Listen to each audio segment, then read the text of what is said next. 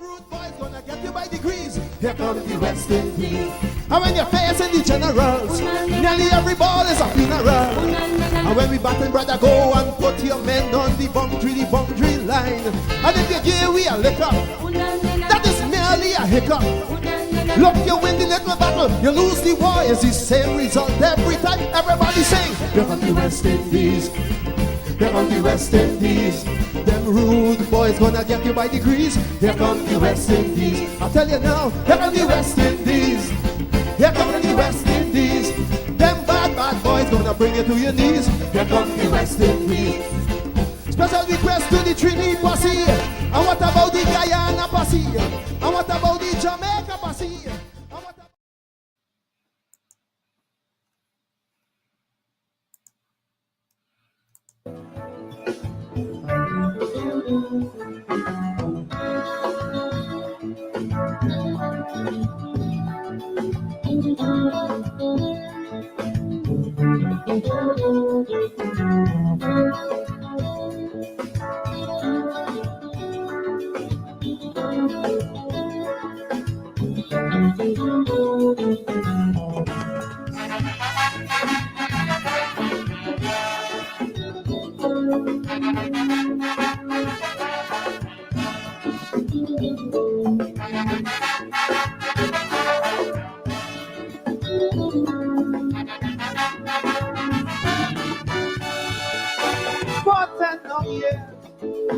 We rule the cricket world. Now the rule seems coming to an end.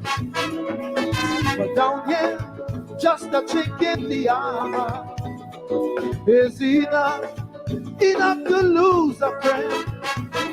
Some of the old generals have retired and gone, and the runs don't come as they did before. But when the two sails go, don't you know the desert is gone? We've lost the battle, but yet we will win the war. Whoa, whoa, whoa. Rally from the West Indies forever.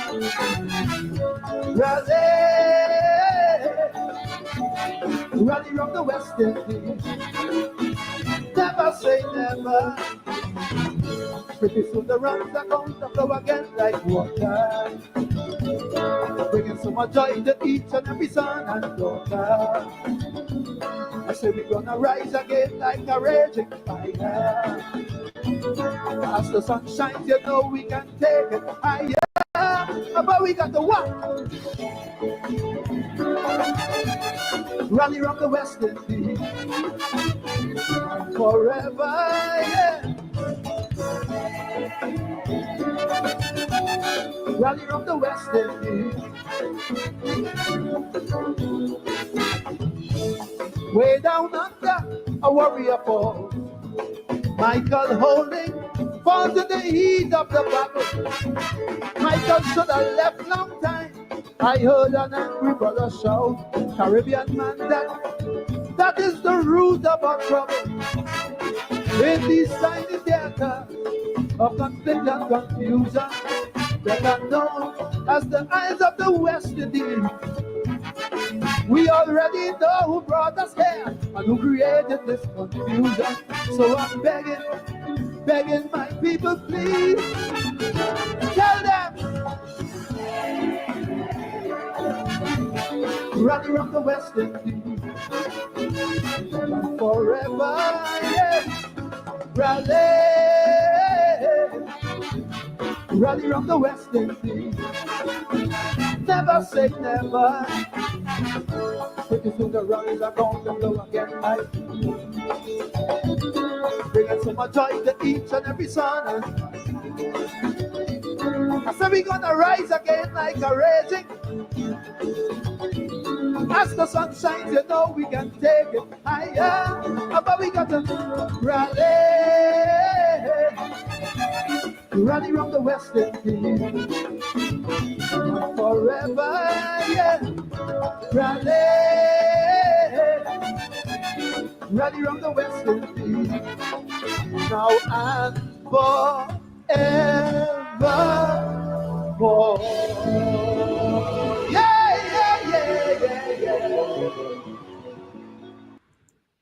Thank God for David Rudder, David Michael Rudder, the poet, philosopher of Calypso, and one who was blended cricket, politics, history, and of course, hope.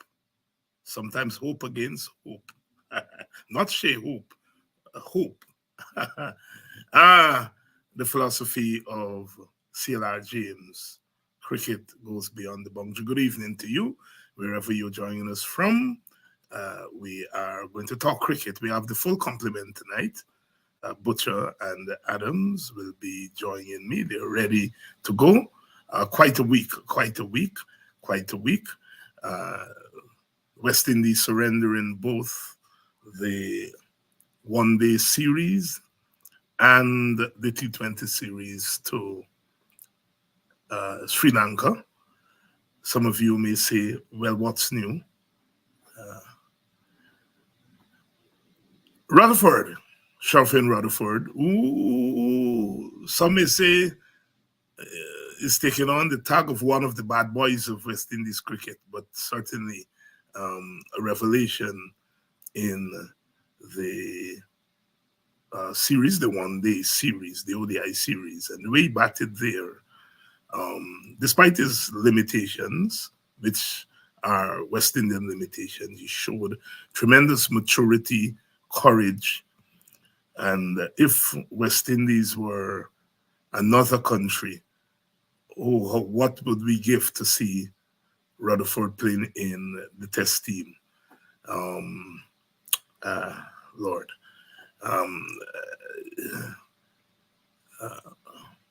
Another one of the bad boys, Evan Lewis, coming good after being inexplicably left out for the first two ODIs.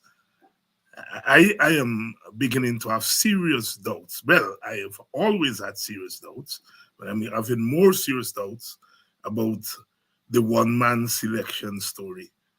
I think Sammy's making some errors in selection, some grave errors, and I think it has to do with the fact that he likes some of the players.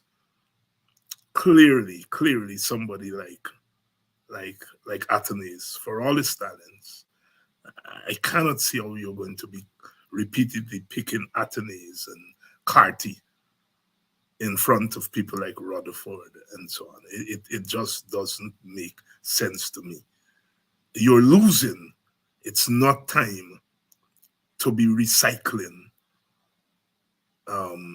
failures and semi-failures. That's just my take. The two experts are going to weigh in on that because I'm going to be asking that. Selection, I think, is part of the problem.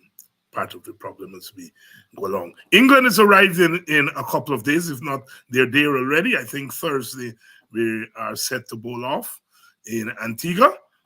And Shamar Joseph did not play in the ODIs. And again, inexplicably, left the squad a couple of days before the last ODI and a couple of days before they travel home. Has he flown to Antigua? We don't know. Is he going to be playing in the upcoming series against England? We don't know. Tongues are wagging in the Caribbean. Why Joseph flew home? We are going to be talking about all of that. As England come in, what are our prospects? What are our prospects? We'll talk about that. The Super 50 bowls off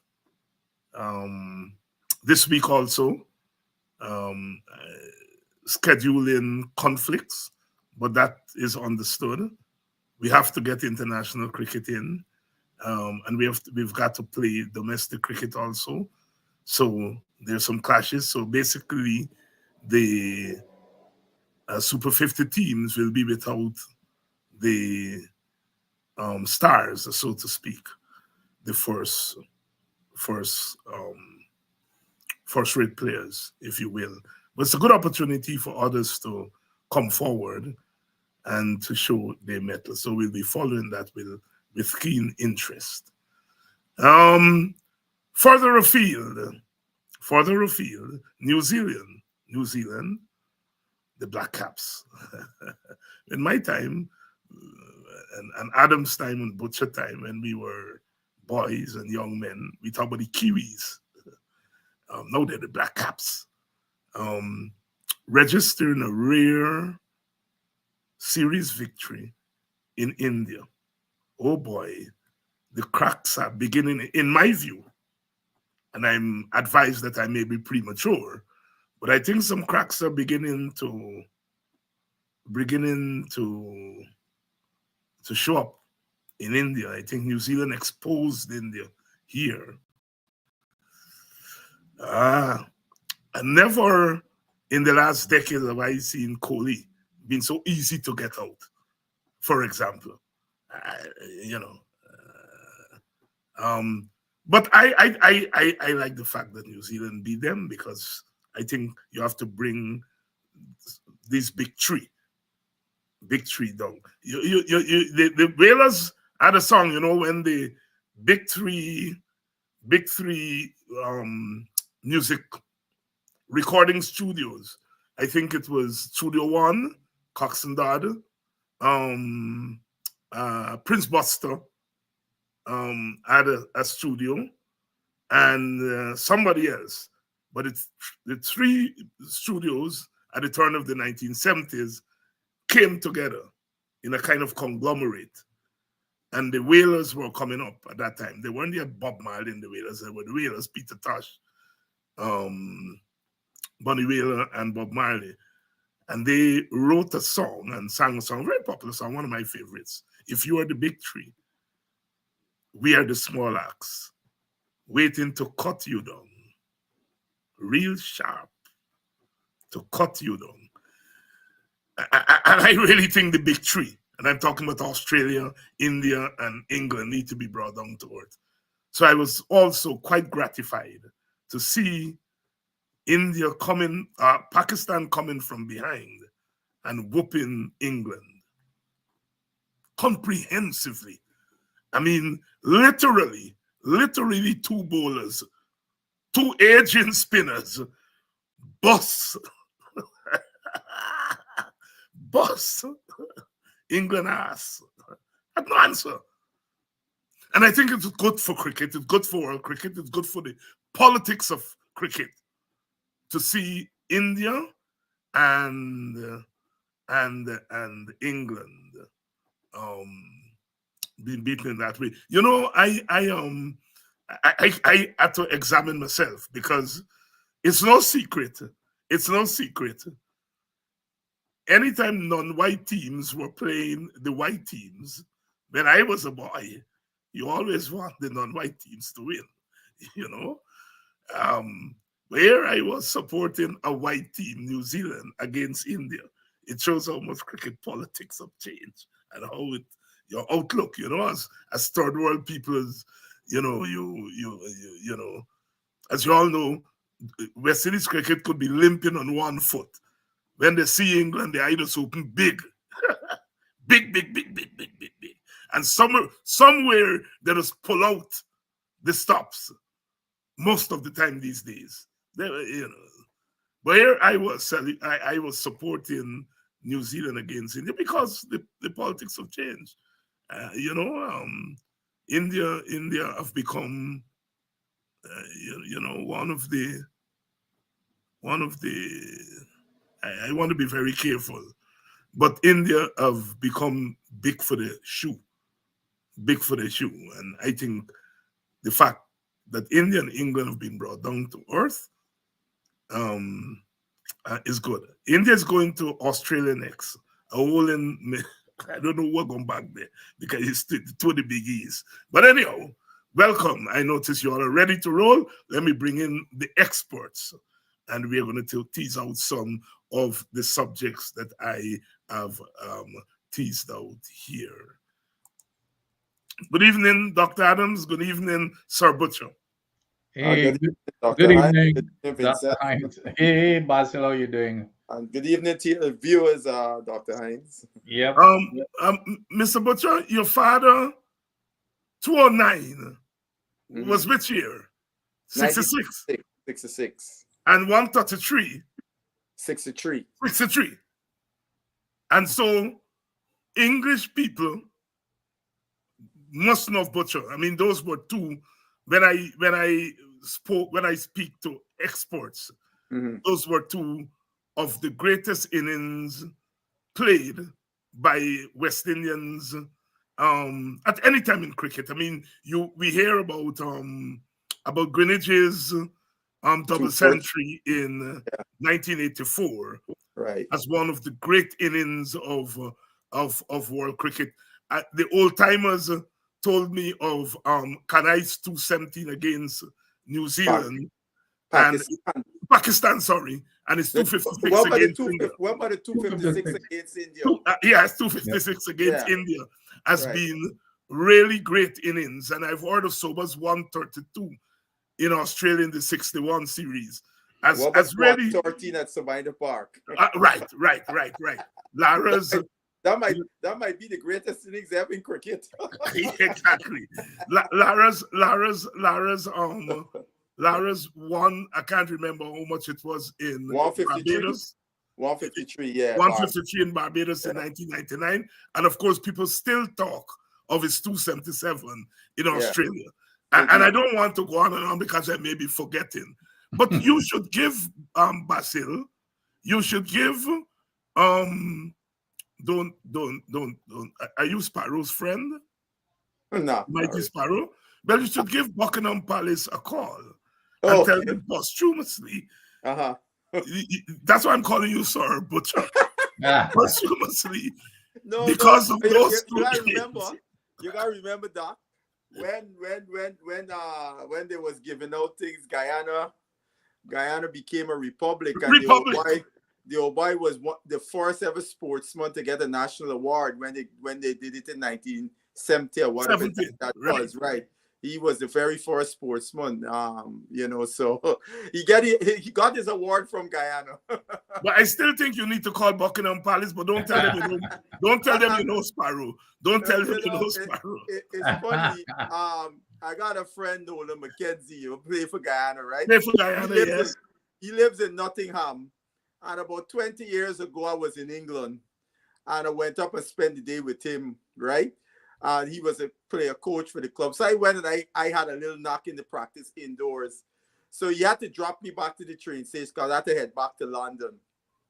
So he called me next day telling me that you were a joker. I said, "Will you tell me I was a joker?" He said, when he come back, the chairman of the club and the president was there. And they told them that I was there. So the guys asked him, "Where is he? We want to buy him a drink." So he telling me, what they want to buy a joker drink. I said, no. They wanted to pay respects for the 209 not out. That's what they wanted to do. As the headline said, butchery at Trent Bridge. At Trent Bridge. Doc, I'm sure you would agree that Sir Butcher should become Sir Butcher. Oh, absolutely. I mean, no question. I was pinned to the radio them times you got television. Right. Them times you get up early. Yeah. And you're missing a ball. Yeah. Those were the lovely days. I remember that innings. You're walking down the street, you see everybody with a little transistor. That's right. You're stopping at every shop. When going to school. You stop in every shop for here. I remember even the teachers used to bring the little pocket radio. Yes. Like Hector Paris and them folks did that. Remember them little pocket radio? Yes. Even when you go to cricket, you see people listening on the transistor as they watching the game. You know? No, I was a kid, and I started to follow cricket in that kind of way. But I remember we had a man named Rugum. He always get you radio, and he was a cricket philosopher and cricket historian. Every And I remember every area had somebody like that. Yeah. And I hear Rugum arguing that the greatest innings ever played in cricket is the 209 by Butcher. Butcher, I remember distinctly, Butcher taking 5 wickets, bowling his optimistic leg break against Trinidad. England in Trinidad. Yes. Yeah, 1970, England and Trinidad. Right. That was 68. And I remember, so Butcher's name was in the air. So I remember lying down my bed. I didn't understand cricket too well and so on. But I hear Rugum saying the greatest innings ever played by Basil Butcher 2000. And that stuck in my mind. When I started getting sense about cricket, I went and read up on the 2009. That's one the first thing. Yes. Yeah, but you know that used to bowl a pretty good leggy. You know, I think if he had concentrated a little bit more, he used to bowl a good, because he used to bowl leg break, googly, and the flipper. And I remember, the great DCC team. When I used to play for Mackenzie, every time we played DCC, Butch used to carry the team, all of them, all the big stars. So here, so I go to Georgetown now to go to UG.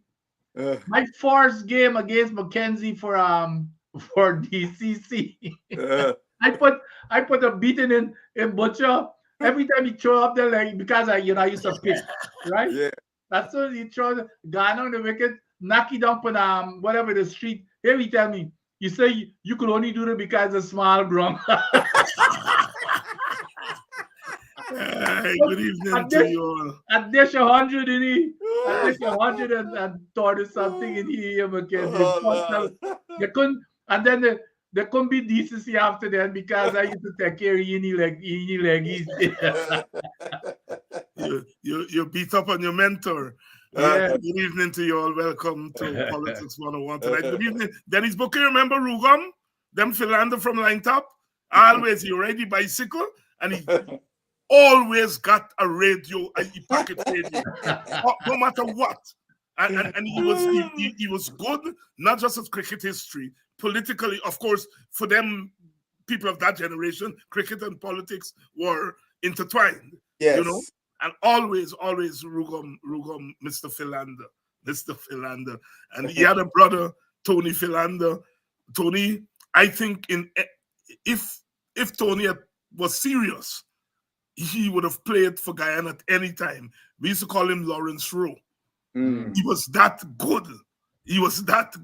But he was a man, he would play a square cut. And then I said, ran by Lawrence Rowe. And he done for the day. What he played. And he never went on. Typical village boy, full of talent. But, you're in the village, you think, and then by the time, he got into his 30s, all ambition, were gone. But he was really, really good. Tony Philander, brother. I think if you, everybody could talk about people growing up with them. Yeah. But because the environment was not as encouraging, so a lot of guys just dropped out, and didn't continue didn't see this as an option, and they dropped out. Or they got some guys realize that for be good, I ain't gotta really put in a lot of work. I'm able though. Yeah, but too bad. Say they got some that I played with, they never took the game seriously. Like I played with a guy named Wayne Stugo. Yes, Stugo.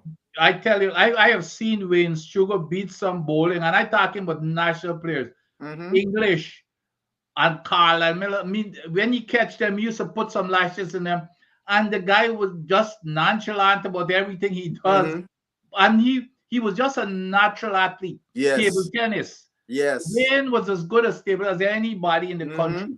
Football, he used to play football for Mackenzie, but he never took anything seriously. Even when he came up to America, Bassett can tell you, Wayne used to beat up bowling in Tuga's a legend in America. Yeah, Yeah, but yeah. he I never played took with him. never took it seriously. You know, he never, Yeah. never took it seriously. But you saw, and then we got some people too. Basa can tell they got one of the most correct players that I've seen is Paul Dunbar, a guy That's named right. Paul Dunbar. I've heard of him. Yeah. He played for Mackenzie. He used to play for Mackenzie. When your Yes. wife see Dunbar cover drive, he said West Indies. Yeah. My cousin, I got a cousin who is there in Linden now. He was the mayor of Linden and the REO, Orange Garden. Oh yeah, Yeah, yeah. I know Orange. Is my cousin. Natural ball. He played anything with a ball. Yeah, he played for Anything. Guyana. He played for Guyana 19. on the 19 with Calichuran, Derek Calichuran, With Boxhill and them. and Boxhill and them. I remember when he played and he come back and he tell me about Carlisle Best. Yes. And how Carlisle Best would be talking to himself when he batting and That's said true. Best. Commentated. He commentated when he played. Commentated. But Yeah, Orin was you talk about talk to yourself. There's nobody better than a guy named Renford Pinnock. Oh yes, Oh God, Pinnock, Pinnock was pretty Pinnock. Oh yeah. Well, neat. As a little boy, that's the one thing I remember about Pinnock. Even the cricket pans, the seam could cut you. That's the thing I remember. He was neat. But none of them couldn't beat Rupert Gomes though. Gomes Rupert was, as we call him, George Travolta. But Rupert, and then another one I played with in Trinidad named Wayne Smart. He's an attorney, became an attorney. Wayne Smart and Gomesy, I don't know which one. Is that photo finish? Here, you see, when we play for Guyana, even in our 19 and national team, when we get a water break, Gomesy used to run in quick in the dressing room and got for dopey here. Yeah. Oren Gordon was really good at a very good ball player, but he was also bright. Mm-hmm. Yeah. When in those days, when you write GCA, you get 7 subjects. There's plenty, Yeah. equal, and he got 7. So he was bright. On top of the fact that he was an athlete, and of course, poor parents, they put more emphasis on him, on his academics, and I always felt that he didn't put as much interest in cricket as he did in his academics. Had he done so, I think he would have gone. I remember him bowling down Desmond Haynes at Border I think it was a trial match or something there. Mm-hmm. And he reminds me of Oren, this by Ford, with that in swinger that he bowls. Mm-hmm. Yeah, Oren was really a natural in swinger, natural bowler in swinger. But so many of our cricketers, when Nolan McKenzie and Keith Sempler, I always believe that those boys were better than what their results show. Yes, better than what their results show. Yes.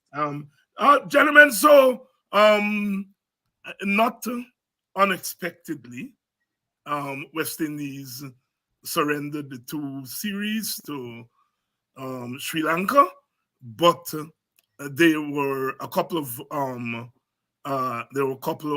bright spots. The brightest spot, of course, is Rutherford.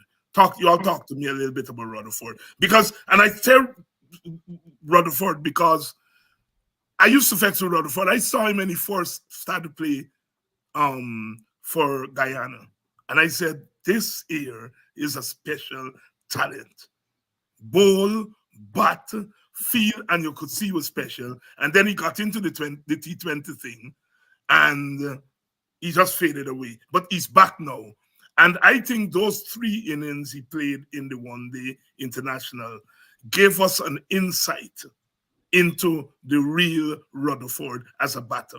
Talk to me. Who wants to start? Go right ahead. Go ahead, Vincent. Go ahead. Well, we've got a guy in our chat. This will be music to his ear. Of course. Oh, you got a guy in the chat who Who's a Rutherford man? Who's a Rutherford man? Okay. That's right. The man from day one, the man has always said that he's a better batsman than Hetmeyer. Why? So no, but he has really come around, and now he's in really good form. But you see, again, you remember I keep saying all the time, confidence. When you get to that level, if you get one good score, confidence could do so much for you after then, because you start feeling you're invincible when you're walking out there. You just give you're gonna go dominate. So now he's got all the confidence. It's not that he's a better batsman, by the way, but he's got the confidence because he's making runs.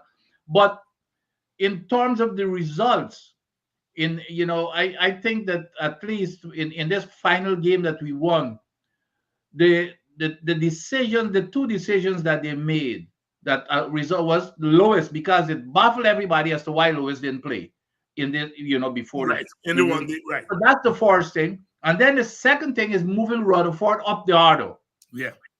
And so I hope that continues. But I'm like you.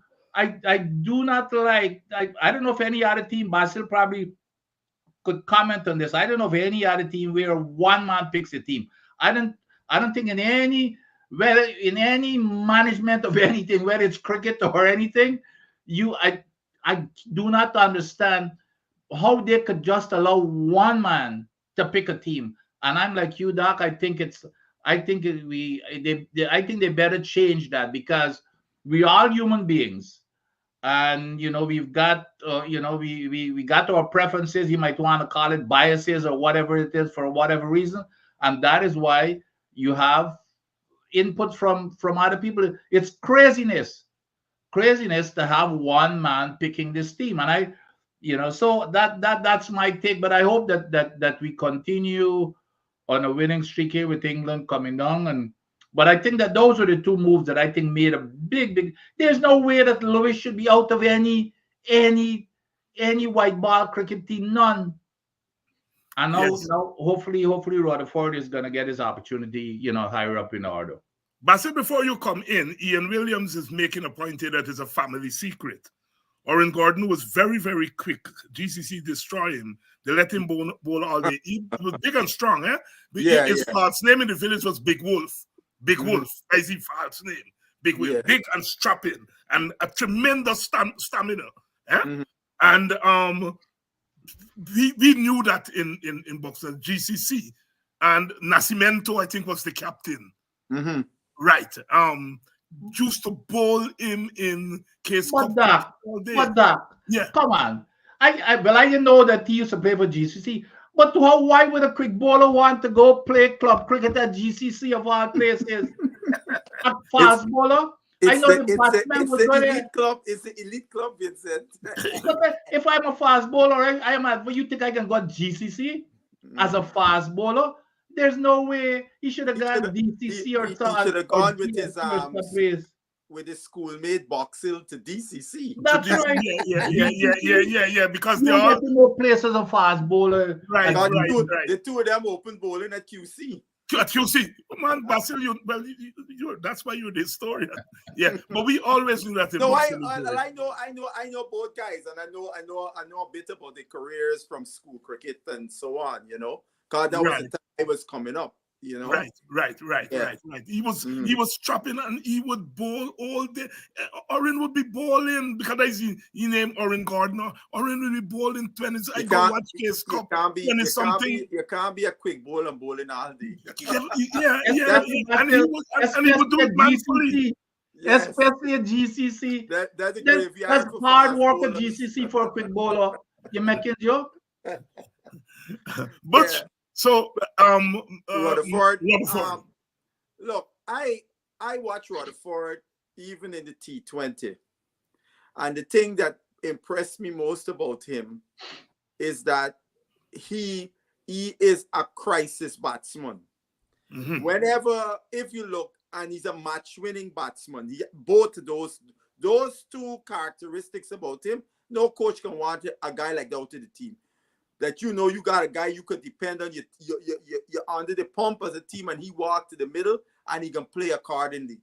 remember we saw it against New Zealand. If he didn't play that inning against New Zealand, we might have been out of the World Cup.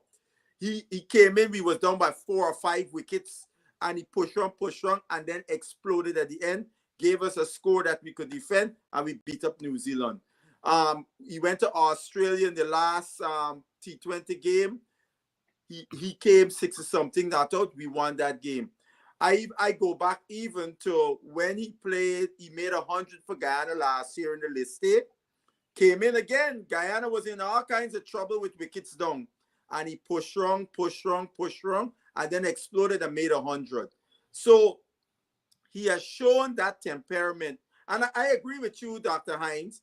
In terms of playing spin, he's somewhat limited. I think the areas where he needs to learn, he needs to improve is using his feet, being able to use the crease, the depth of the crease, as well as sweep shots. Them is 3 things I think he needs to enhance to make him even a more dangerous player.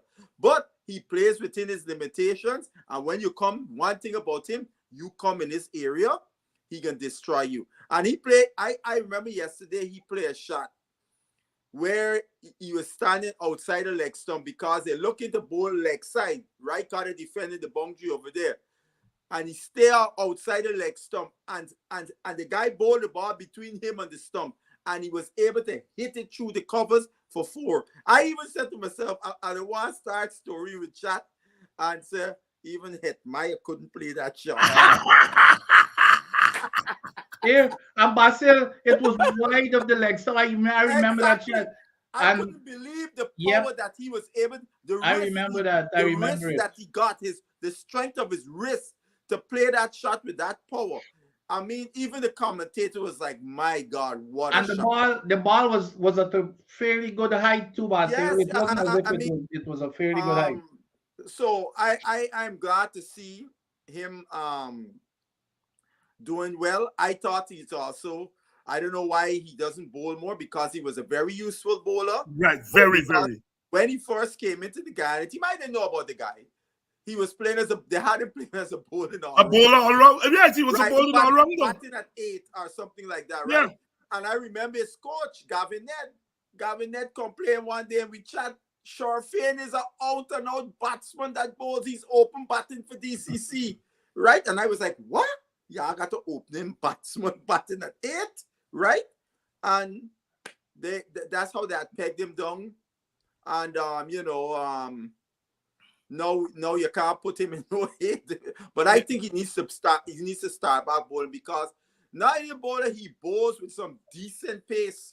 He got a little ambling up, but boy, when he let that ball go, because I remember a game, a first class game, he destroyed Barbados, carried 6 of them. Yes. And pace and bunks and all kind of thing he was doing with them. So he's a very useful cricketer. And as Vincent said, one thing I've always heard players, when they get to that level, one of the most important things for them is to make they want to see if they belong. And belonging is when you get a good score, then when you get that confidence, you know you belong at this level, and everything else is possible. And Lewis, I agree with you. Lewis, I remember several years ago, it was undisputable. Lewis was our best white ball batter, period. T20 and ODI.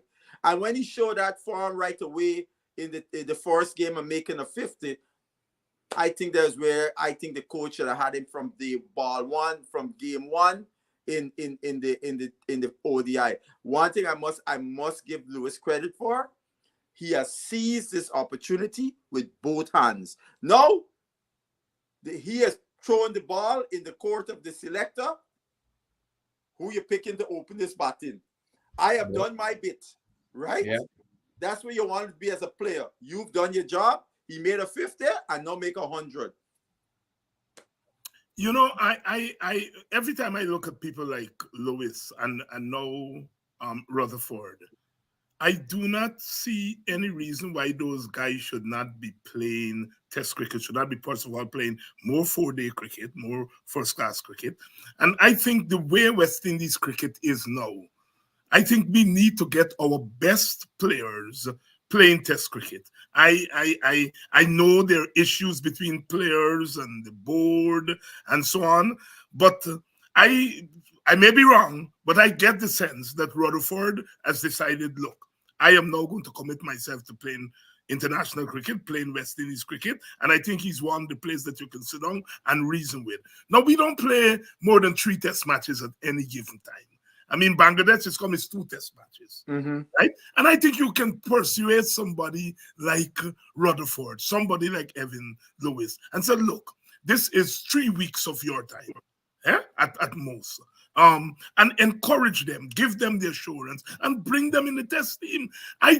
When I saw both of them batting there, I said, but that's one day, is a one-day match, but I mean, they could have been batting in a test match. I think they showed temperament, which I think is the problem with West Indies cricketers. It's temperament and match awareness. And when I looked at those 2 guys batting there yesterday, I said they showed temperament and they showed batting awareness. At some time, I was saying, press your foot on the gas, but clearly they knew when to go into ODI mode and when to switch to T20 mode. And I think maybe those guys should be persuaded to play Test cricket. Your thoughts, gentlemen? I look, one of the biggest obstacles of Vincent would know this is not so much the board relationship with guys. Guys just don't want to play Test cricket. That's one of the big problems. They just don't want to play. It's not that they've not been approached. I know for a fact Lewis was approached by the people in Trinidad to play for Trinidad for them in the first class, and he said no, he's not interested in playing. And this was when Lewis was playing cricket more regularly, and he said he wasn't interested in playing. Rutherford could be a different situation. Rutherford had some issues at one time with the Guyana, the cricket board there, and when Sarwan came into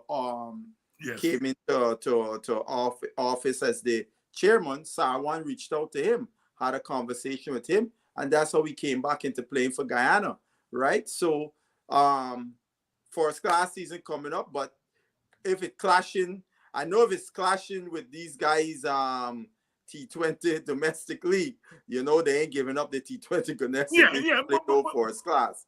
Well, you know, the thing about it, West Indies have said, board said they have removed the requirements in terms of selecting a player for any format. They don't have to play that format. So it's going to be up to the coach to decide whether I look at this guy, how he batted in ODI. I think this is a guy I could take a look at in the test team and talk to the guy and see if he wants to play and pick him. Doctor? No, I totally agree with Basil. I mean, I think it's a known fact, and no secret that a lot of these players, and what happens is when a player is coming up, you know, to build your reputation, you play anything, you know, you because you got to make a name for yourself. But as soon as you get to that place where you've established yourself, you know, you it's not like a long time, Dr. Hines, where the only format we had, like in my time, the only format we had to play was 4-day cricket, and you know, we strive for that in the days of Basil Fado. Even though it was one, maybe you might get 1 test series a year or something, but that's the only thing. Nowadays, them guys got so much option. And here's the other thing, and I hear this directly from the selector. When these stars, a lot of them were approached, one of them said, you think, if I've got to make a choice between going out there for half hour batting compared to 4 days, because test cricket hard. Yes. Test cricket hard. For 4 days, you know, I can go there for a half hour and you know, make plenty more money that I can make for going for 4 days, 4 and 5 days. So that's the big difference nowadays.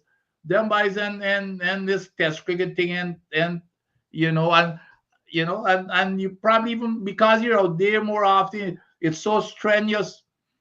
It puts a lot of stress on the body too, you know, depending on what role you play. In T20, for example, a ball only bowled four overs. Right. right? In 50 over game, he bowled 10 overs. In Test cricket, you might bowl 20 overs in a 20. day. Yeah. Because Dr. Hines, I remember this guy, Bravo, the big Bravo. When Phil Simmons got the job, right?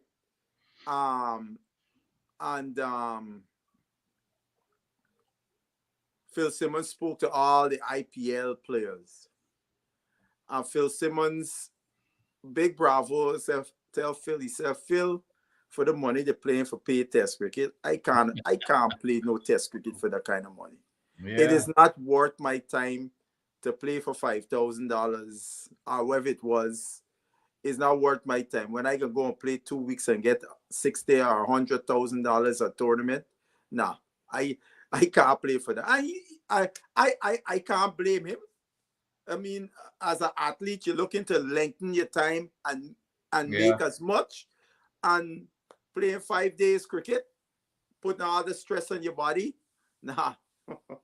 So it's a challenge. It's gonna be a challenge. It is really a challenge. And then the other thing is, especially in the West Indies, where you know when last you look at the test match in the West Indies, the place is empty.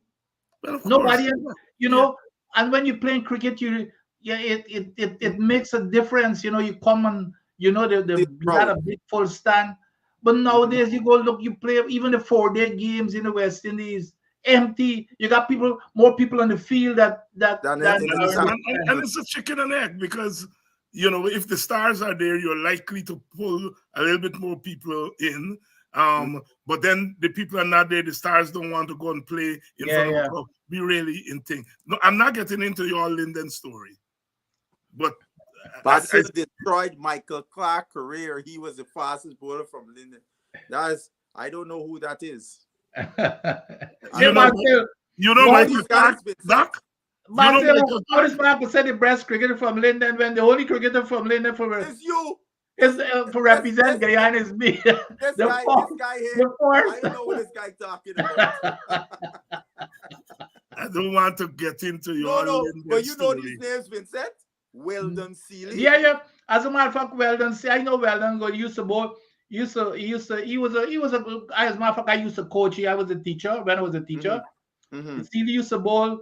He played for Mackenzie too. He used to bowl break, leg break, and used to bat a little bit. Yeah, he was a good. He was a goodish cricketer. What about Michael Clark? Who is Michael Clark? Yeah, I know Michael Clark. Michael, as a matter of fact, Michael was one again. He went to my school too. When I teach as a young teacher, Michael Clark went to I talk about Michael Adams by that. Okay. Michael Clark. I can't remember Michael Clark. He was the fastest bowler from Linden. Nah. Very interested. Nah.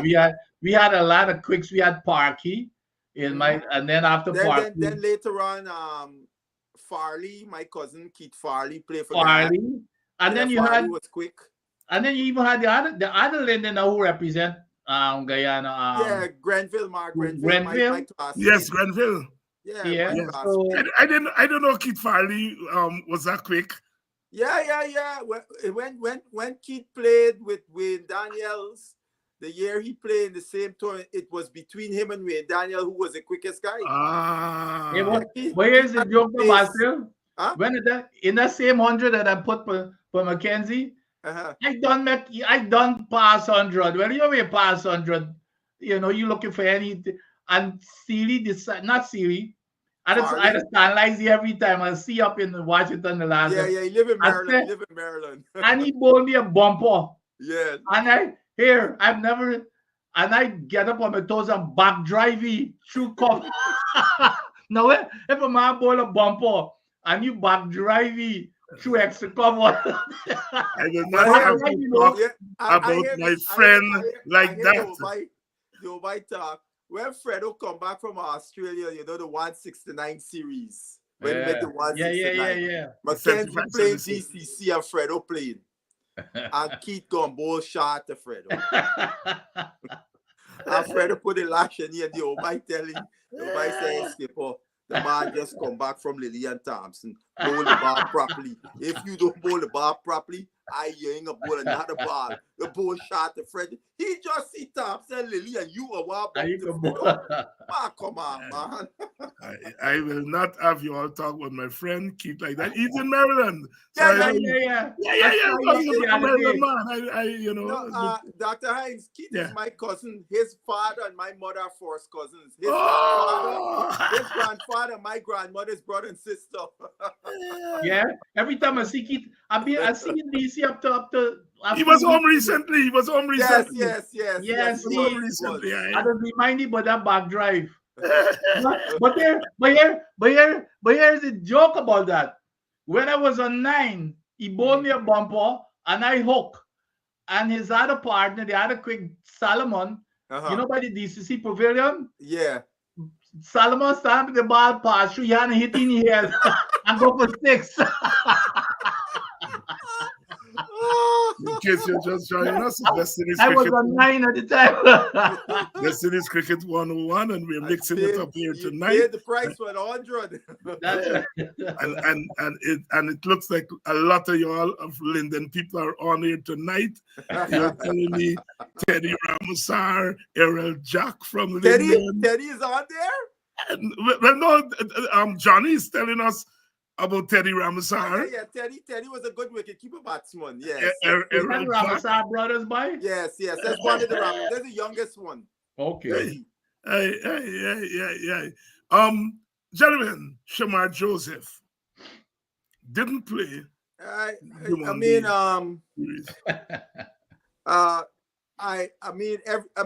it's unfortunate. Butch, you don't stammer like that. You don't normally stammer. One of my biggest bugbears with the West Indies Cricket Board is their media relations. They leave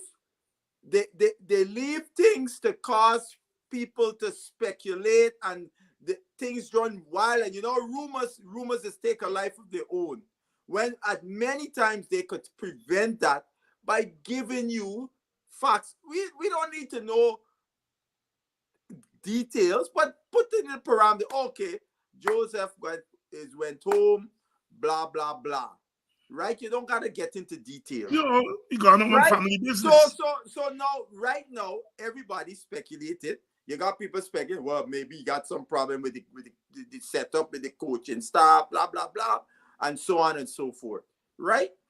So nobody knows, because all it says personal. Is the same modus operandi you see when Rutherford was let go. Personal reasons with the St. Kitts Nevis in the CPL. It's the same media template that they're using, where other parts of the world would tell you X thing happened with this guy's family. If a player has an issue within the setup, they say due to some disciplinary issues. They don't have to get into the details. You know what I mean? You just say if a player gets sent home because of disciplinary reason things, and you leave it at that. That's not for us to know the grimy details, right?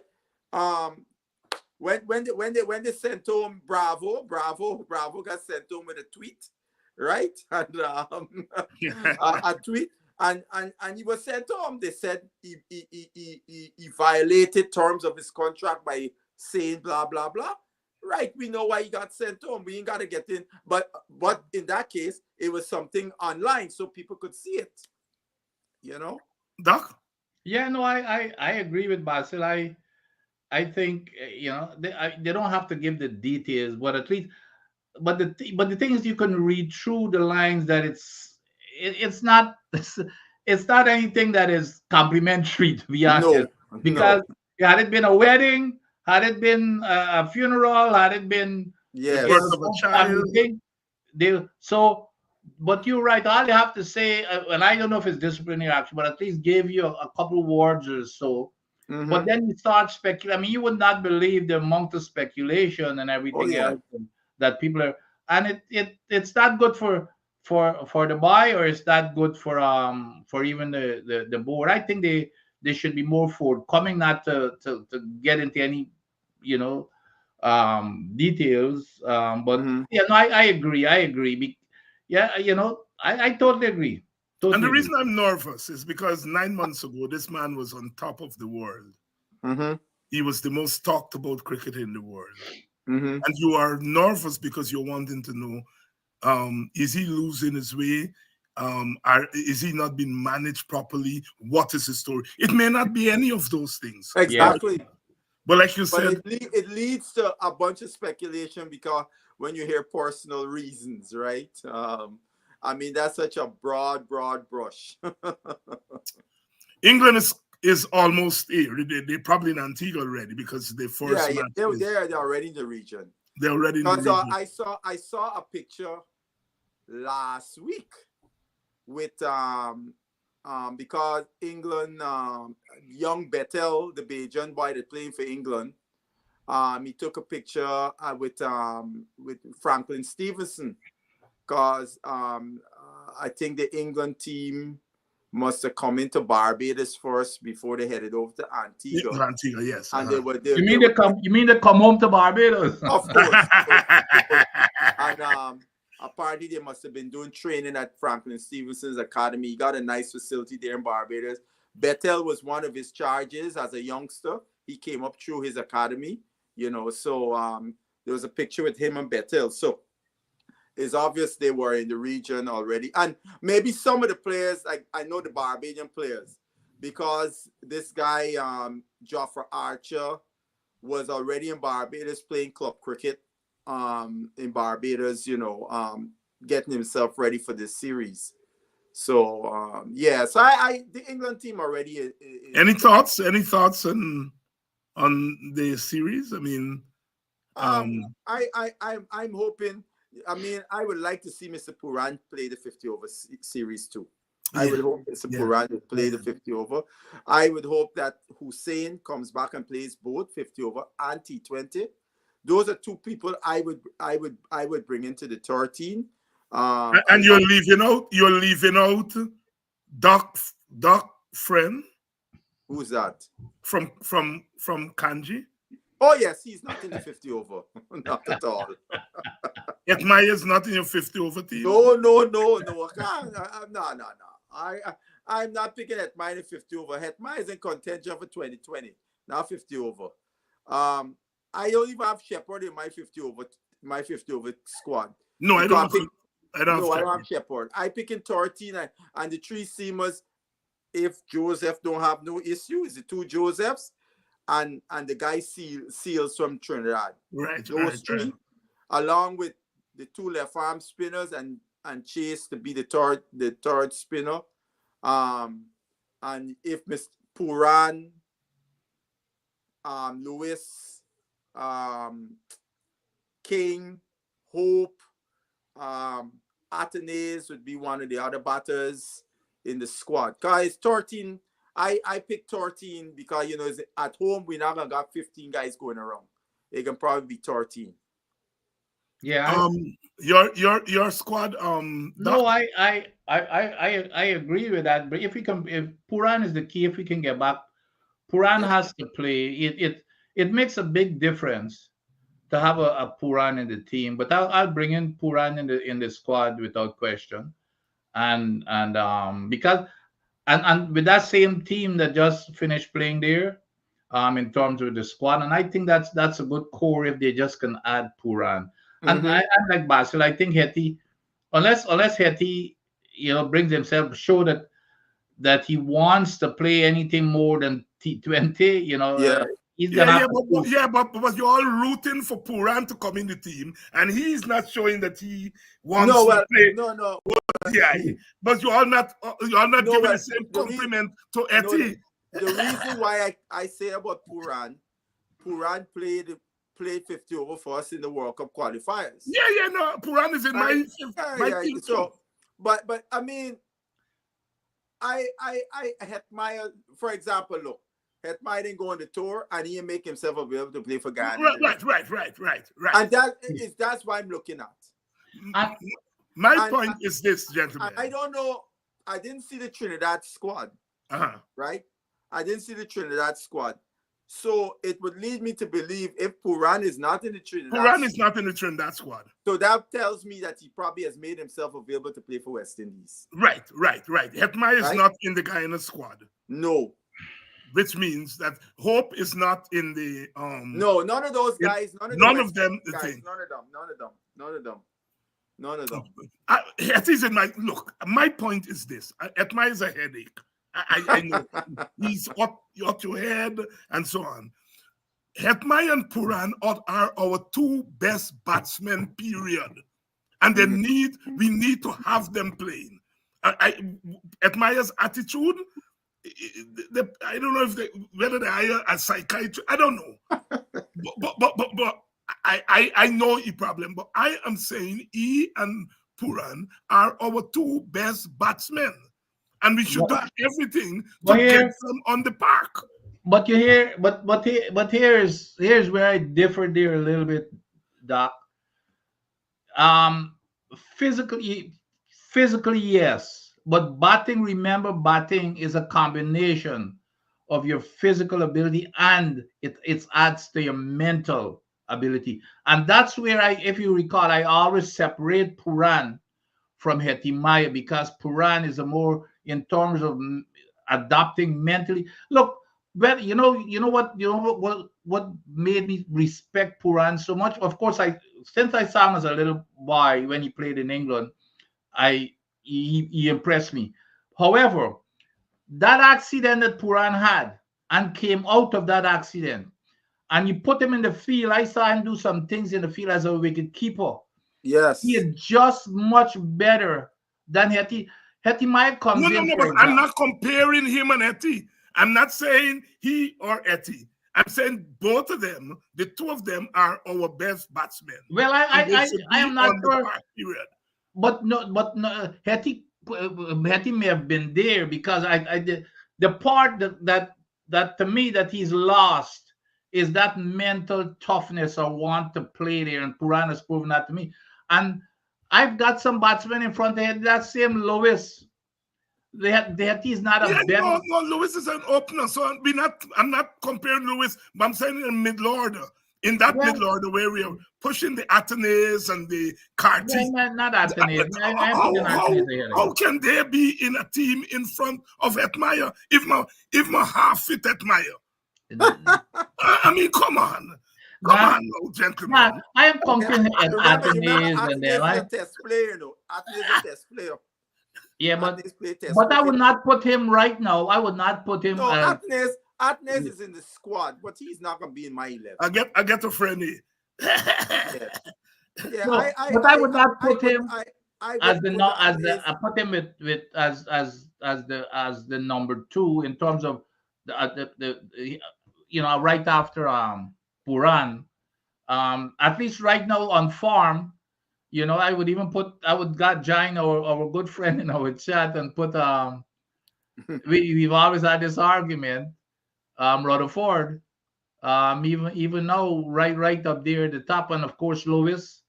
But I'm hoping, and he showed signs of it. I'm hoping that Hetty could bring back that mental aspect of his batting again. And but he can do that on the field. I think my batting order, if they're going with the formula of 6 batters, 5 bowlers with Rutherford as a 6 bowler, it's Lewis, King, Hope, Puran, Hetmyer, Rutherford. My 6 batters. If you're going with 6 batters and you're playing Chase as a bowling all-rounder, my 6 batters. So that in this team here that played this last one day, Joel Andrew and Carty make way for Hetmyer and Puran. That's my 11. Yeah, but Carty is another guy that really got to buck up, because I looked at Carty's career today because I was on another show early this morning. Carty has a strike rate as an ODI batsman of 67. That's test batting. That's not ODI batting, right? Carty has never in his entire career playing ODI cricket. I was stunned. that he has never played an inning where he had 100 strike rate or more. Never in his ODI career. His best strike rate in his career is 90. You can't win games with a guy batting like that in today's ODI. Because what that tells you, you're soaking up a lot of dot balls because he's going to be batting in the middle overs. That's the area where we struggle the most, right? That's where the spinners come on and all of that kind of stuff, right? And that he's going to have to really do something for that. The other thing is whereas when you look at him versus Atenes got 12 games, but Atenes scores a lot quicker than he does. Yeah, his strike rate is for that reason. Atenes gets the edge, but Atenes' problem is that he looks to play too many shots, right? And throw away his wicket more times than not. This guy who's this guy like Clark, man? He just making comments for his response to his attitude. I was about to ask you what's behind the scene. What's the story? I don't know what he's talking about. I don't know what he's talking about. Harper's response for his attitude. PTSD. Post-traumatic. Oh God. There's the wonders of social media. Everyone's opinion. No, Dr. Hines, in all seriousness, I saw I saw Haiti coming back in terms of the mental aspect of the game. You can see his attitude. You know, not that colored hair and all kinds of stuff in it. So I think even how he approached this last CPL, you know, his approach to the game was different. Now again, we're still in the T20 realm of things. So you know, again, remember that 50 overs is a little bit more demanding and takes a. So he might not even want to play 50 overs, but we're gonna see. Yeah. My thing is that I cannot, in all seriousness, got Carty and Anthony in the middle of a West Indies team before Hetmeyer. I can't, you know. I mean, I agree with all the criticisms of Hetmeyer. I hear Lance Gibbs say that if he ever meet that boy, he would take out the belt and put some. That is my attitude to Hetmeyer. But I really do think that you can't tell me in the same way that I notice this boy is captain in Barbados team. Your boy, your boy Doc, Myers. Which means the West Indies selectors may have signaled to the Barbadian selectors they don't have him in the frame. Yeah, I mean, Myers remains a head scratcher. Yes. As to why he did not make that tour. Yes. And Mr. Sammy has yet to answer that. Answer question. that. He has not been asked that question. And Sammy needs to answer that question. Why Myers is not in the team? Yep. I do not understand that at all. I mean, I am not Mayer's biggest fan, but his numbers, his attitude to cricket speak for themselves. And he should be there and thereabout. So when I see him captain in Barbados team, and I said, well, this will probably signal to Barbados, go ahead and pick him because we don't have him in the frame. And that to me is total nonsense. Yeah, there's something going on there with Myers that we don't know about. Because I asking the Bajans over and over, anybody can't, up to now, nobody can say what, you know, maybe nobody talked to Myers or whatever to ask him why he's not in the team, you know? Yeah. Now, Colin is making a point here. No, there's the last part that I have problem that they're first choice because they're contracted players. No. But maybe that is the case. I mean, it don't make sense. I wouldn't pick them as first choice because they're contracted player. But is Sammy doing that? Look. I think if everybody say they're available, Athanaze would struggle to make the team, as well as Carty, right? If Mr. Hetmeyer say he's available to play 50 over two, Puran is available to play 50 over. Those two guys would struggle to be in the mix, and if they're in the mix, they'll be bench warmers, right? We'll see. We'll see. I think this England series will tell us a lot. Well, I mean, West Indies board didn't release no team. Which is quite surprising.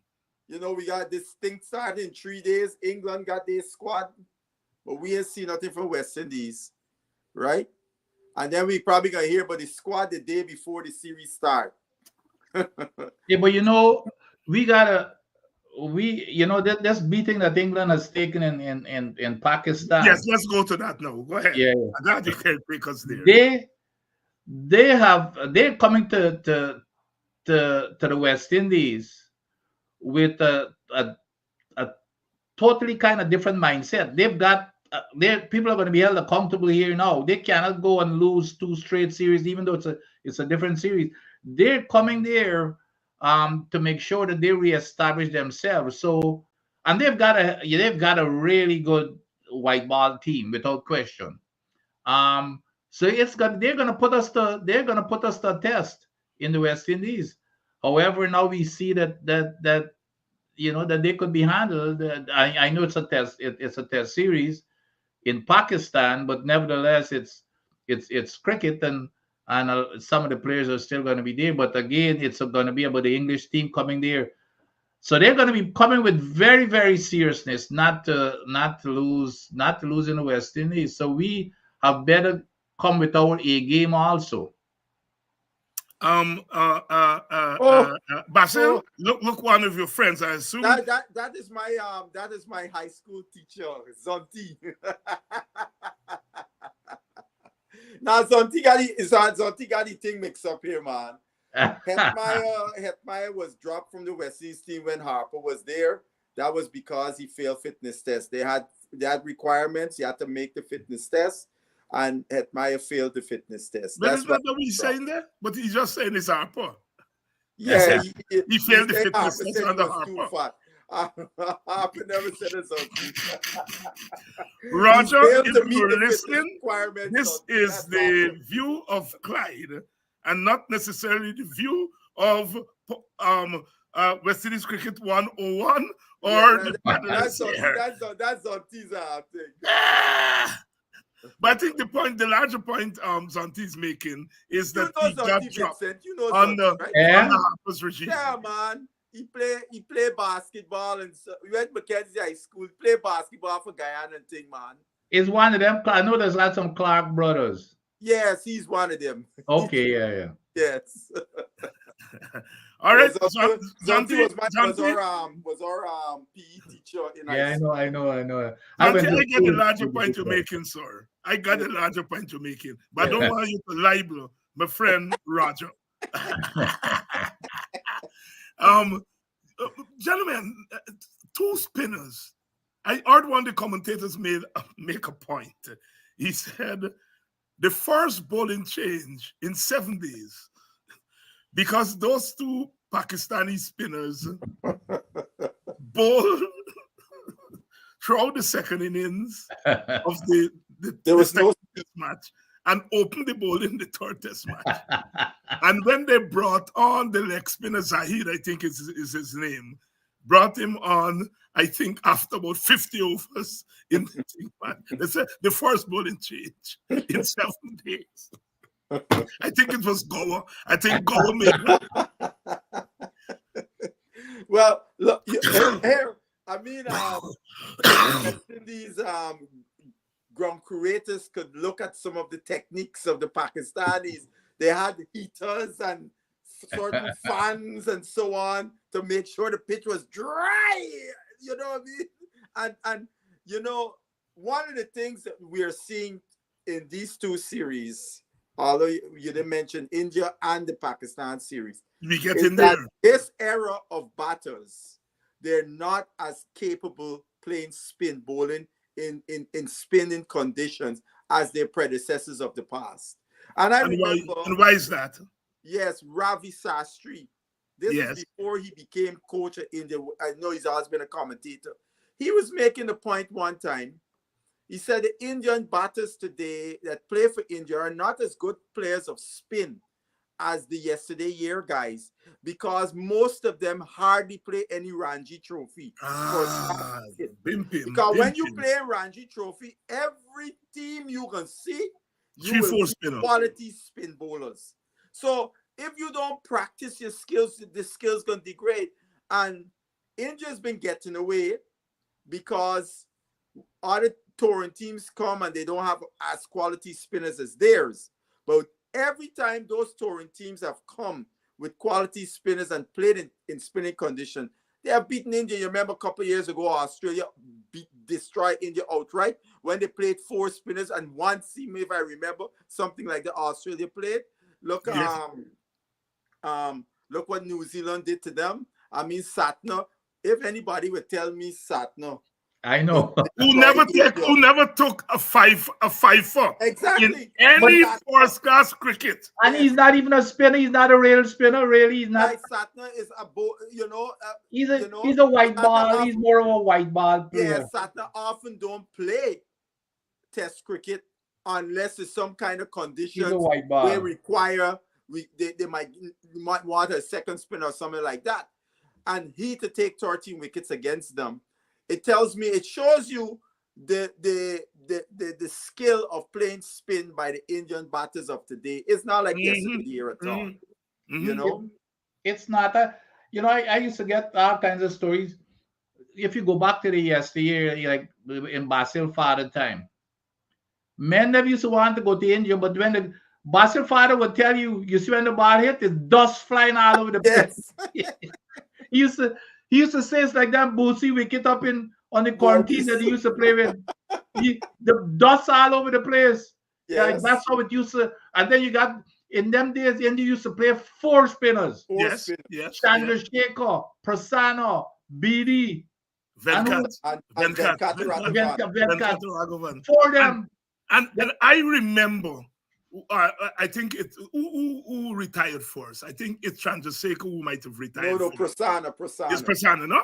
And they brought in a chap named Yadav, Dilip Doshi, and I said, but where these chaps were all the time? Yadav and Doshi, because they were terrors. And then it was pointed out that, as you said, Basil, when you go to the Ranji Trophy team, you got at least each team got 2 quality spinners.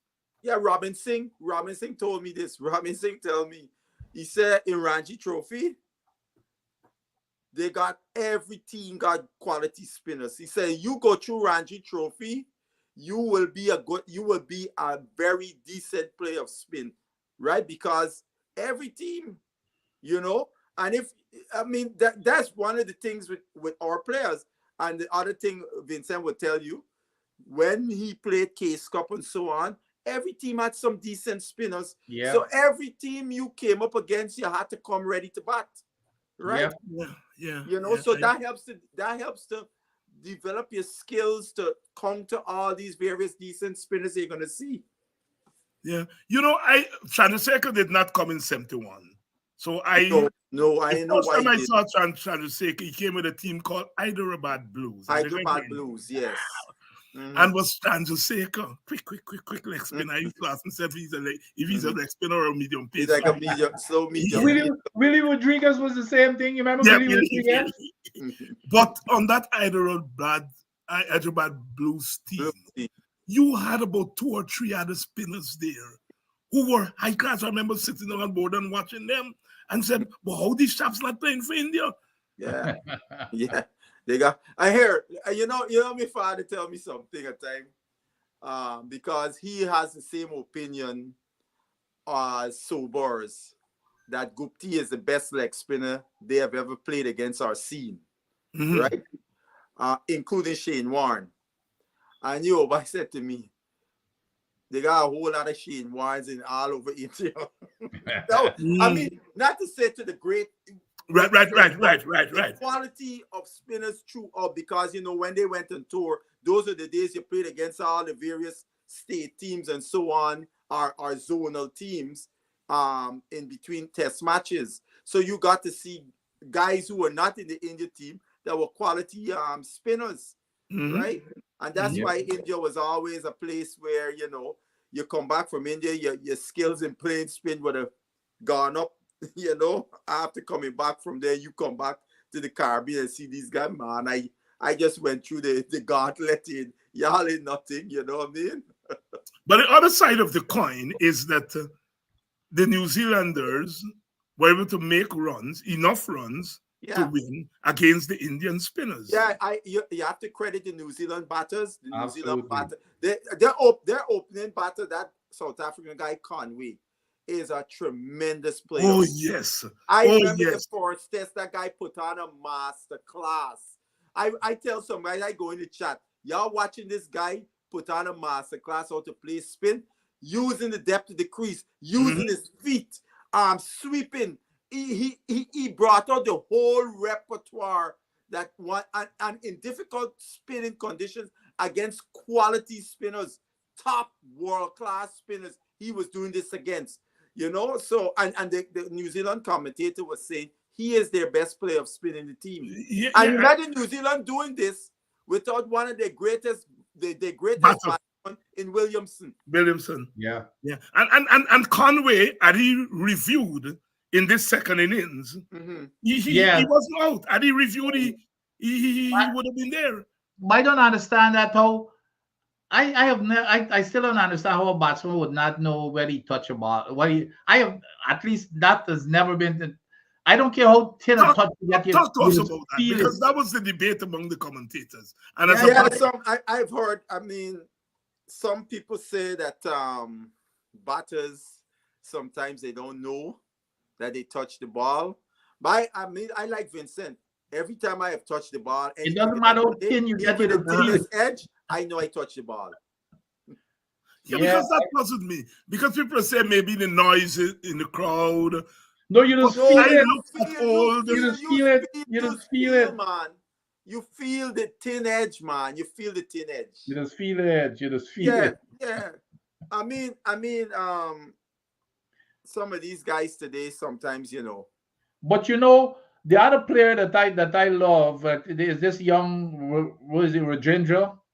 Yes. Ravindra, yes. Ravindra, this guy, let me tell you something. This guy is gonna be one of the superstars of the future. His composure, and he's very, very talented. He is very talented. Vincent and Dr. Hines. Ravindra played in the same under 19 World Cup with Atenes, which Atenes was a dominant batsman.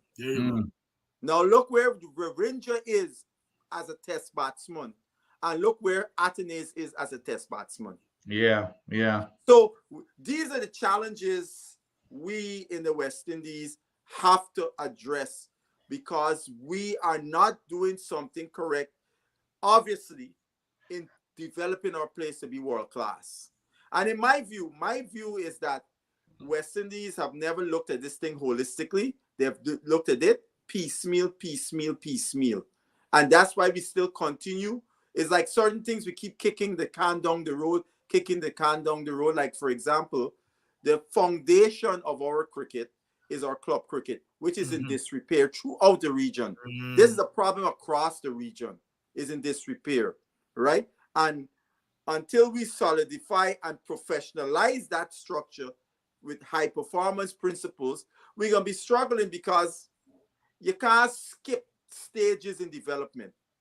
But right? The other thing too, Basil, we have a culture, again, which is different to the old time days, when you gotta make runs all the time. Yes. Nowadays, you make a little 50, and them long-term Basil can tell you, you got Peter Lashley, you got Renford Pinnock, you got Morris Foster, Ralston Otto. Ralston Otto from them men making runs like rain. Everybody, you got to fight for your place. Nowadays, a man make a little 50, he gets the team right then away. no competition. I mean, look at the youngster Joel Andrew. Joel Andrew, he got 100, and he got on the Tour of the West Indies team. Yep. I mean, he's a good little youngster coming up, but you gotta be a little bit more discerning in just pushing people up to the highest level. We don't have the structure to say, look at a youngster and say, boy, he tick off all the boxes, send you up to the highest level. Here, Basil Father used to always say, nobody don't you better make 100. Nobody don't remember 99 of them. You better make 100. I remember one time I playing in a case cup. A guy used to make plenty 60s and 70s. I just get out batting good at Everest, 65, walking and passing Basil over coming in. He said, wait a minute, you don't like for make 100? Go and sit down in that pavilion and I can show you how to make 100. 144, you make that up. No, I do not mind the little Andrew boy getting into the team. But you have to have people like Puran and the other batsmen who are there. So he's not going to be exposed very early. He's going to be learning, right? Imagine if Rutherford and Lewis. He would have to come into. He would have to come in that pressure situation. Come in there, and obviously, chances of him doing well would be slim. And then his confidence drops, and there goes another Darren Bravo, another. So I agree with you all. I think he's a talented youngster. He should be around the team. Push him in. Make sure you have the senior batters in the team so that he would not be exposed to pressure situations. Not only that, look, we got a team coming up next year, right? And he hopefully he is in the Leeward Islands listed team. I don't know, but we got South Africa A coming to the region next year. That's where he should be starting to get his international exposure. Because our structure, our guys don't tick off all the boxes. No. So and you got to make sure they've ticked off these boxes at the lower levels before you start to push them up to the international level. Because then all you're doing is hoping for the best. You would not have the same expectations that you would have if you feel this youngster has ticked off the boxes and you expect this youngster to be able to go out there and compete and be successful, right? I see this guy ask about Moti as a batter versus bowler. Moti is a useful batsman. He's a useful batsman. Nothing beyond over useful. He's still not useful, but he is a bowler. Yeah. No, I was just about to say the talented Kyle Hooper was not pushed into the test team right away. He went to New Zealand, if you all remember, as part of the one-day team. But Dr. Hines, Kyle Hooper came up in a different era. An era where our cricket was competitive. Right. So for Kyle Hooper to come through the ranks, and those who were in Guyana at the time will tell you were there, Dr. Hines, so you would know you the foreign cricket. Hooper used to make a bundle of first division runs. Plenty. It wasn't like Hooper, because he was talented, to push Hooper in the place. Hooper earned his space by sheer runs he was making, right? And Hooper went and played the game in Barbados against, albeit an agent Wayne Daniel and so on, but probably the way in which he played against them, that they said this little boy is is earmarked, right? And he then he came in a team with Richards and Greenwich and all them. But he went to Zimbabwe before he got. Yes, he went to Zimbabwe.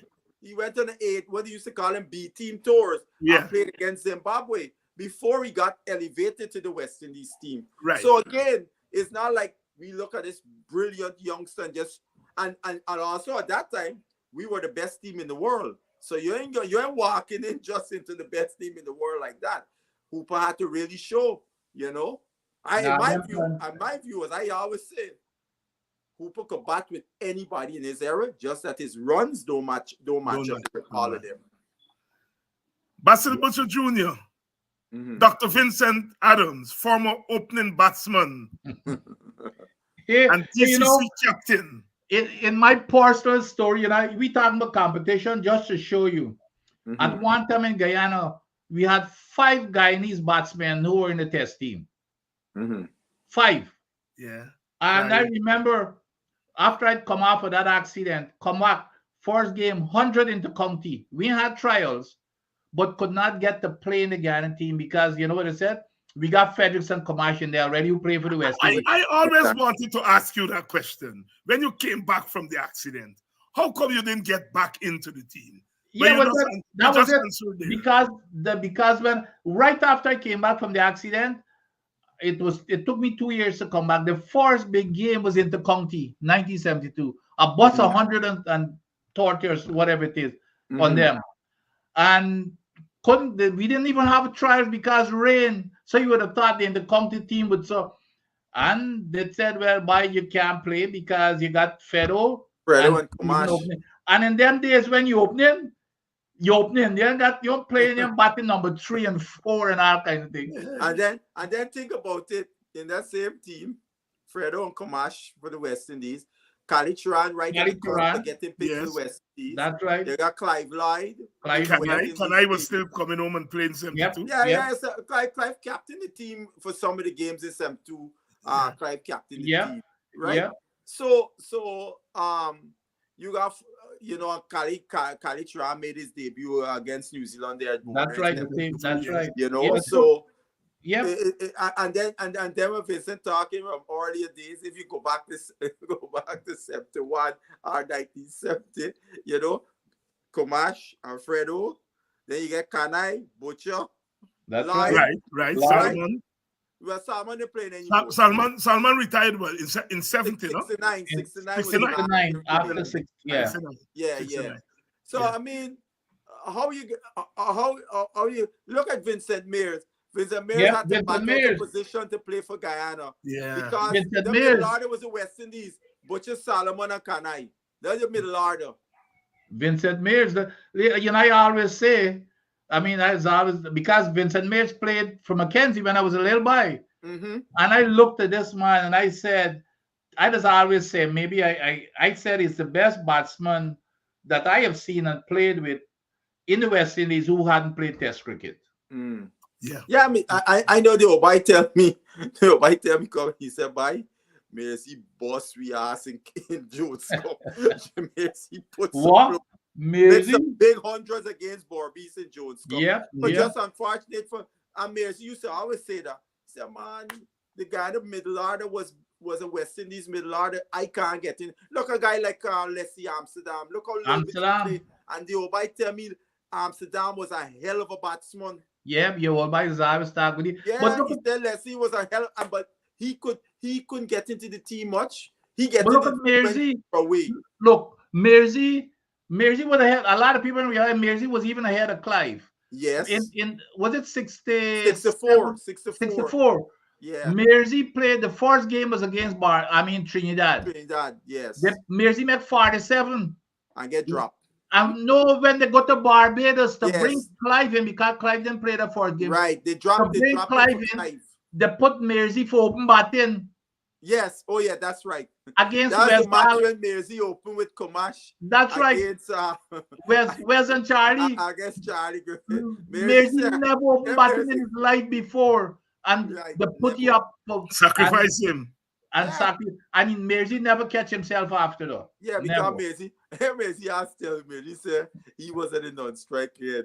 And Charlie Griffin run up a both 6 volley. The first time he can see this Charlie Griffin, right? Mersey said, does it Charlie Griffin? That's what Mersey is that SKUNT to me is weird. So Mersey said he walked down and they ended you over. He goes, Stephen. He said, Stephen, the man gave you 6 volleys and you just push them back up the track. Hey, Stephen, now bye. Me want to get Charlie vex.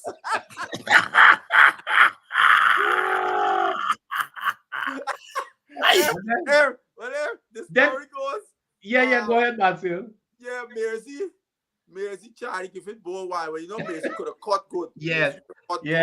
And ball one and Mersey put the square cut. The ball, Kensington had a scoreboard and guys said the concrete. The ball, the point man had to retreat. The ball bounced back still back in how hard Mersey hit it, right? And Mersey must he walk down and tap his bat and no, a pong in the Kimber. Pong in the sand. Where would be a tight part of thing? Well, you know, Mersey shot, so it can't be a bumper. So Charlie give you one that would be short of a length of Mersey. Get this. Here Charlie Griffith tell me. I didn't want the short man to get no confidence. when I gave him that one and I see here he got hand, I said, God, blind, I got him here. And he give Mersey the next one and send Mersey in. They will buy 7 Mersey, come here, Mersey T. Butch, that guy's a murderer. I hear Charlie say, Charlie when walking back, Charlie saying, in ponging in Kimber. You know one thing, when I see Charlie Griffith, this is going back 2008, right? We go to Barbados, a test match. I mean, he's sitting down and I said, Mr. Griffith, you remember that game against Ghana with Vincent Mears? He said, oh, yes, man. I remember that game. I said, we talk about that game in the park, you know. He said, you all talk. I said, yes. And Mears put the square cut in you. And he said, yes, that's the short man. You know?